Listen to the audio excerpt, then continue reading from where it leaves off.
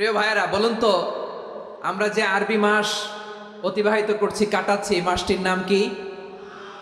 শাবান। মাশাআল্লাহ, এই তো আপনারা সবাই জানেন। শাবানের পরেই যে মাস আসবে এটার নাম কি? রমাদান যে আসতেছে, আপনাদের ভাল লাগে? হ্যাঁ, রমাদান নাম শুনলেই মুমিন হৃদয়ে বয়ে যায় প্রশান্তির ফল্গু ধারা, ঠিক কিনা? একটা আনন্দ, একটা উচ্ছ্বাস আমাদের হৃদয়ের মধ্যে চলে আসে। রমাদান সাইয়্যিদুশ শুহুর, 12 মাসের মধ্যে সবচাইতে শ্রেষ্ঠতম মাস রমাদান আল মুবারক আসছে। আত্মশুদ্ধির মাস, আত্মসংশোধনের মাস, শুদ্ধাচারের মাস, নিজেকে আলোকিত করবার মাস, ঠিক কিনা বলেন? এই রমাদানুল মুবারকে আমাদের কি করণীয়, কি বর্জনীয়, what to do and what not to do, এই টপিকসের উপর কিছু কথা আপনাদের সামনে উপস্থাপন করব ইনশাআল্লাহ। ওমা তাওফীকি ইল্লা বিল্লাহ। আমার প্রিয় ভাইয়েরা, আমি আমার খুতবার শুরুতে সূরা বাকারার 185 নম্বর আয়াত তেলাওয়াত করেছি, যেখানে আল্লাহ তাআলা কোন মাসে কোরআন আল কারীমকে, মহাবিশ্বের মহাবিশ্বয় কোরআন আল কারীমকে এই পৃথিবীতে নাজিল করেছেন সেটা আমাদেরকে জানিয়েছেন। আল্লাহ তাআলা ইরশাদ করছেন, شهر رمضان الذي أنزل فيه القرآن هدى للناس وبينات من الهدى والفرقان। আল্লাহ বলেন রমাদান এমন একটা মাস যে মাসে কোরআন নাজিল করা হয়েছে, আর এই কোরআন হচ্ছে বিশ্ব মানবের জন্য পথ নির্দেশিকা, হেদায়েতের সুস্পষ্ট বর্ণনা এবং সত্য মিথ্যা পৃথক করার আসমানি মানদণ্ড রূপে জামিনে আমাদের জন্য কোরআন নাজিল করেছে কে? আওয়াজ করে বলেন তো, আল্লাহর নাজিল করা এই কোরআনে কোনো ভুল আছে? সবাই বলেন নাই। সবাই বললে এতটুকু আওয়াজ হয় আমি বিশ্বাস করি না। গলা ছেড়ে দিয়ে বলেন, আল্লাহর নাজিল করা এই সর্বশেষ আসমানি কিতাব আল কোরআনে কোনো ভুল আছে? সন্দেহ আছে? সংশয় আছে? বিয়ন্ডলেস, বাউন্ডলেস, বটমলেস এমন কিতাব যেটা পড়ে গবেষণা করে এর তথ্য, উপাত্ত, ইনফরমেশন, লেসন নিয়ে শেষ করা যায় না। সুবহানাল্লাহ। আল্লাহ বলেন এই কোরআনকে আমি রমাদানে নাজিল করেছে, যেটা বিশ্ব মানবের জন্য পথ নির্দেশিকা। এতে আছে হেদায়েতের সুস্পষ্ট বর্ণনা আর সত্য মিথ্যা পার্থক্য করার মানদণ্ড, কোনটা সত্য কোনটা মিথ্যা এটা কোরআন দিয়ে ডিফারেন্সিয়েট করা যায়। কোরআন হচ্ছে ফুরকান, to differentiate between right and wrong. কোনটা সত্য, কোনটা মিথ্যা, কোনটা ভুল, কোনটা নির্ভুল, এটা কোরআন দিয়ে যাচাই করা যায়। চিল্লায় বলেন ঠিক কিনা? এজন্য এই কোরআন দিয়ে আমাদের জীবন সাজাতে হবে। কোরআন দিয়ে জীবন না সাজালে জীবন আলোকিত হয় না। কোরআন দিয়ে পরিবার না সাজালে পরিবার আলোকিত হয় না। কোরআন দিয়ে সমাজ না সাজালে সমাজটা শান্তিময় হয় না। শুধু দুর্নীতি দমন কমিশন দিয়ে দুর্নীতি বন্ধ করা যায় না। কোরআনের আইন বাস্তবায়ন করা ছাড়া এই সমাজ থেকে দুর্নীতি বন্ধ করা যাবে না। চিল্লায় বলো ঠিক কিনা? আমার প্রিয় ভাইয়েরা, এই কোরআন নাজিল হয়েছে রমাদান আল মুবারক, এই বরকতময় মাসে। তাই আমাদের উচিত এই মাসে আসন্ন যে রমাদান আল মুবারক, এই রমাদানে কোরআনের সাথে নিজেদের সম্পর্ককে বাড়ানো। আমার প্রিয় চাঁপাইনবাবগঞ্জের ভাইয়েরা, আমরা কি আসন্ন রমাদানে কোরআনের সাথে আমাদের অ্যাটাচমেন্ট, সম্পর্ক বাড়াতে চাই? চান সবাই? আপনি কি জানেন কোরআন নিয়ে কোন ফেরেশতা পৃথিবীতে এসেছিল? জানেন? ফেরেশতার নাম কি বলেন তো? জিবরিল আলাইহিস সালাম। একটু খেয়াল করে শুনেন, কান দুটো খরগোশের কানের মতো খাড়া করে আমার দিকে তাকান। সাইয়েদনা জিবরিল কোরআন নিয়ে এসেছেন, ফলে উনি হয়েছেন শ্রেষ্ঠ ফেরেশতা। বিশ্ব নবীর উপর কোরআন নাজিল হয়েছে, তাই তিনি হয়েছেন শ্রেষ্ঠ নবী। রমাদানে কোরআন নাজিল হয়েছে, তাই রমাদান হয়েছে শ্রেষ্ঠ মাস। কদরের রাতে কোরআন নাজিল হয়েছে, তাই কদর হয়েছে শ্রেষ্ঠ রাত। আমরাও যদি কোরআনের সাথে সম্পর্ক বাড়াই, আমাদের মর্যাদাও এরকম, আমাদেরকেও শ্রেষ্ঠ মানুষ বানায় দিবে কে? এজন্য কোরআনের সাথে সম্পর্ক বাড়াইতে রাজি আছেন তো? যারাই কোরআনের সাথে সম্পর্ক বাড়ায় এদের মর্যাদা বাড়ায় দেয় কে? দেখবেন আমাদের হাফেজে কোরআন তারা ইন্টারন্যাশনাল কোরআন কম্পিটিশনে যে গোটা বিশ্বকে পেছনে ফেলে প্রথম পুরস্কার নিয়ে আসে। এত ছোট ছোট বাচ্চা, ও সমাজ বোঝে না, রাজনীতি বোঝে না, টাকা পয়সা বোঝে না, কিচ্ছু বোঝে না, কিন্তু গোটা বিশ্বে ওকে সম্মানের চেয়ারে আসীন করেছে কে? এই কোরআনের সাথে লাগলে আল্লাহ তাআলা সম্মান বাড়িয়ে দেয়। আমার প্রিয় ভাইয়েরা, আসুন আমরা আলোচনার শুরুতেই শপথ নেই যে আসন্ন রমাদানে আমরা কোরআনের সাথে নিজেদের সম্পর্ককে মজবুত করব ইনশাআল্লাহ। সবাই বলুন ইনশাআল্লাহ। শাবান মাস আসলে, রজব মাস আসলে সাহাবারা কি করতেন আসুন আমরা দেখি কিভাবে তারা রমাদানকে ওয়েলকাম জানাতেন।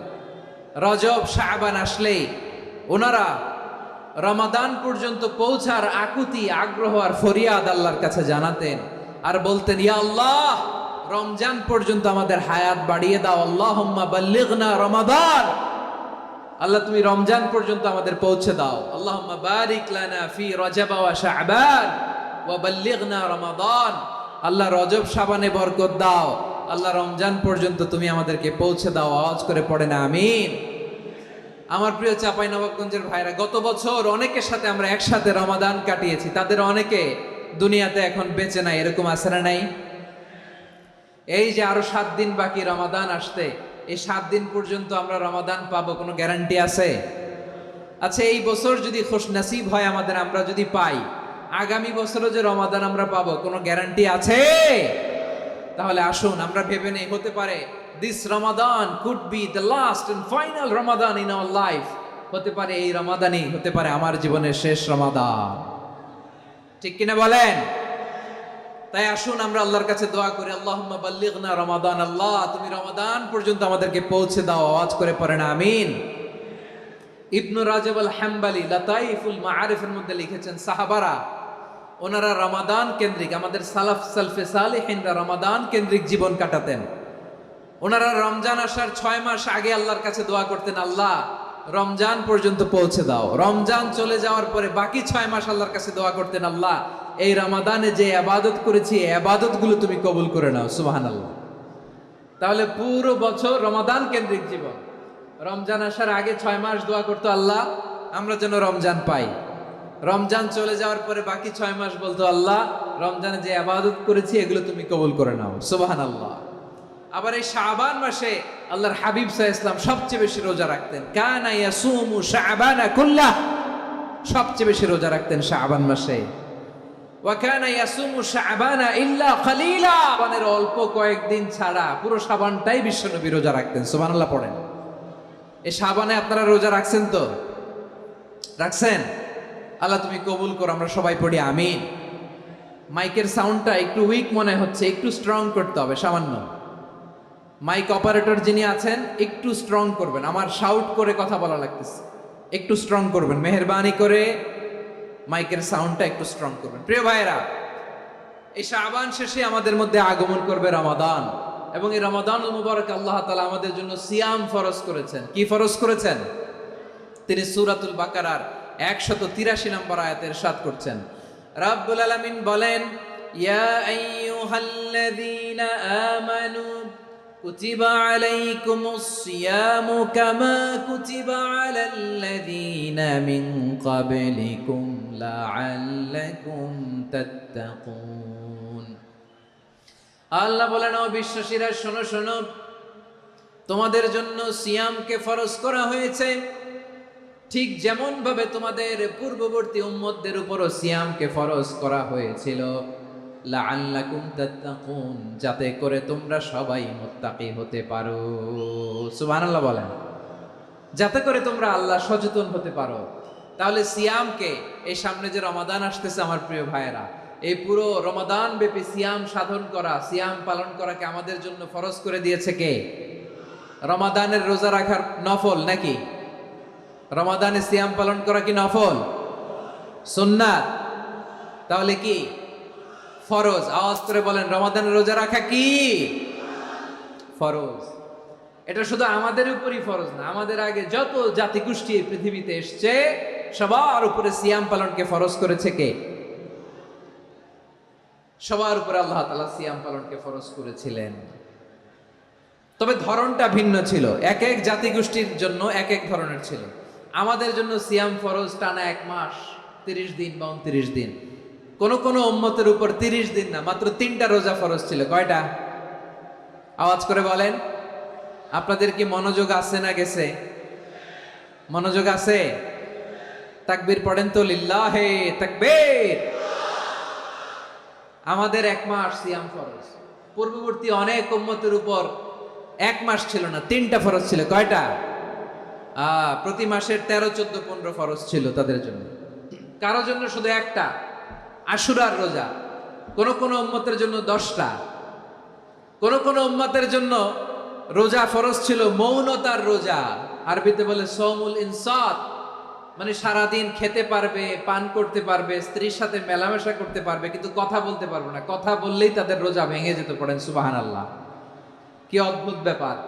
মৌন সম্মতির রোজা। যেমনটি সাইয়্যিদাতুনা মারিয়াম আলাইহিস সালাম বলেছেন, ইন্নী নাযারতু লির-রাহমানি সাওমা ফালান উকাল্লিমাল ইয়াওমা ইনসিয়া। তিনি বলেছেন, আজকে আমি রহমানের জন্য, মানে আল্লাহর জন্য রোজা মানত করেছি, আজকে আমি কারোর সাথে কথা বলতে পারবো না। তো রোজা রাখলে কথা বলতে পারবে না কেন? কারণ ওই শরীয়তে রোজার বিধান ছিল সকাল থেকে সন্ধ্যা খেতে পারবেন, পান করতে পারবেন, কিন্তু কথা বলতে পারবেন না। কথা বললেই রোজা ভেঙে যেত। সুবহানাল্লাহ বলেন। তাহলে সব জাতিগোষ্ঠীর উপরে রোজা ফরজ ছিল, কিন্তু ধরনটা ভিন্ন ছিল। মজার ব্যাপার হচ্ছে, আপনি বর্তমানেও বিভিন্ন ধর্মের দিকে তাকান, বৌদ্ধ ধর্ম, হিন্দু ধর্ম, খ্রিস্ট ধর্ম, তাদের মধ্যে রোজা আছে। ইংরেজরা, খ্রিস্টানরা এটাকে বলে ফাস্টিং। কি বলে? ফাস্টিং। আমাদের হিন্দু ভাইয়েরা বলে উপবাস। তারা কি বলে? উপবাস। আবার এখন আন্দোলনেরও একটা মাধ্যম হয়েছে এটা, না খেয়ে থাকা। এটারে বলে অনশন। এটারে কি বলে? অনশন ধর্মঘট। মানে আমাদের দাবি না মানলে আমরা খাবো না, রোজা রাখলাম। আছে না নাই? তারপরে আধুনিক বিজ্ঞান এটার একটা নাম দিয়েছে না খেয়ে থাকাকে, অটোফিজি। কি বলে? অটোফিজি। জাপানের এক চিকিৎসা বিজ্ঞানী এই অটোফিজির উপর গবেষণা করে সে নোবেল পেয়েছে। সুবহানাল্লাহ পড়বেন না? এজন্য আল্লাহ তাআলা আমাদের জন্য গোটা রমাদানে এই সিয়ামকে ফরজ করে দিয়েছেন। আওয়াজ করে বলেন আল্লাহু আকবার। রাব্বুল আলামিন বলেন, ইয়া আইয়ুহাল্লাযীনা আমানু কুতিবা আলাইকুমুস সিয়াম। সিয়ামকে তোমাদের উপরে ফরজ করা হয়েছে, কামা কুতিবা আলাল্লাযীনা মিন ক্বাবলিকুম, যেমনি তোমাদের পূর্ববর্তীদের উপর রোজা ফরজ করা হয়েছিল, লাআল্লাকুম তাত্তাকুন, যাতে করে তোমরা আল্লাহ সচেতন হতে পারো, যাতে করে তোমরা মুত্তাকি হতে পারো। লাআল্লাকুম তাত্তাকুন, যাতে করে আমরা আল্লাহ সচেতন হতে পারি, আল্লাহ কনসিয়াসনেস আমাদের মধ্যে গ্রো করে। এটা হচ্ছে রোজার prime objective, the prime objective of সিয়াম। অনেকে জিজ্ঞেস করলে অনেকে বলে রোজার মূল উদ্দেশ্য হচ্ছে না খেয়ে থাকা। না। অনেকে বলে গরিবদের কষ্ট অনুধাবন করা রোজার উদ্দেশ্য। না। রোজার উদ্দেশ্য কি? সিয়াম পালনের উদ্দেশ্য কি? এটা আল্লাহ তাআলা স্পষ্ট এই আয়াতের পেছনে বলেছেন যে লাআল্লাকুম তাত্তাকুন, যাতে করে তোমরা আল্লাহ সচেতন হতে পারো, আল্লাহ ভীতি তোমাদের মধ্যে গ্রো করে, গড কনসিয়াসনেস, আল্লাহ কনসিয়াসনেস, আল্লাহ সচেতনতা যেন বাড়ে, দ্য সেন্স অফ অ্যাকাউন্টেবিলিটি। আল্লাহর সুপ্রিম কোর্টের কাঠগড়া এই দুনিয়াতে আমি যাই করলাম তার সবকিছু যে পাই টু পাই হিসাব দিতে হবে, এই sense, to enhance the sense that what ever we do Allah is watching me. আপনি যাই করেন কেউ দেখে না, কিন্তু দেখে কে? শুরুতেই তো জিজ্ঞেস করেছিলাম যে কেউ যেটা দেখে না সেটা দেখেন কে? কেউ যেটা শোনে না সেটা শোনেন কে? এর নাম হচ্ছে লাআল্লাকুম তাত্তাকুন, যাতে করে তোমরা আল্লাহ সচেতন হতে পারো, আল্লাহ ভীরু হতে পারো। দুনিয়ার কেউ দেখে না, কিন্তু আল্লাহ দেখে। এটাই রোজার মূল শিক্ষা। আমার প্রিয় ভাইরা, আপনি লুকিয়ে লুকিয়ে ঘরের ভেতরে অন্যায় করেছেন, পাপ করেছেন, আপনার বাবা দেখে নাই, মা দেখে নাই, স্ত্রী দেখে নাই, কিন্তু দেখেছে কে? আল্লাহর চোখ ফাঁকি দেয়া যায়? আচ্ছা, বুঝে থাকলে বলেন তো, সিসি ক্যামেরার চোখ ফাঁকি দেয়া যায় কি যায় না? পুলিশের চোখ, র্যাবের চোখ, বিমানবন্দরে কাস্টমস অফিসারের চোখ, কিন্তু আমার আল্লাহর চোখ? সবাই বলেন, আল্লাহর চোখ ফাঁকি দেয়া যায়? এই সেন্সটা নিয়ে আসা নিজের মধ্যে, আমি what ever I do Allah is watching me, যাই করি আল্লাহ দেখে। লাআল্লাকুম তাত্তাকুন। রমাদানের রোজা, ইফতারি, সিয়াম, ইবাদত সব কিছুর মধ্য দিয়ে আপনাকে খেয়াল করতে হবে যে লাআল্লাকুম তাত্তাকুন, এই স্ট্যান্ডার্ড এটা অ্যাচিভ হচ্ছে কিনা আমাদের, যাতে করে তোমরা মুত্তাকি হতে পারো, আল্লাহ ভীরু হতে পারো।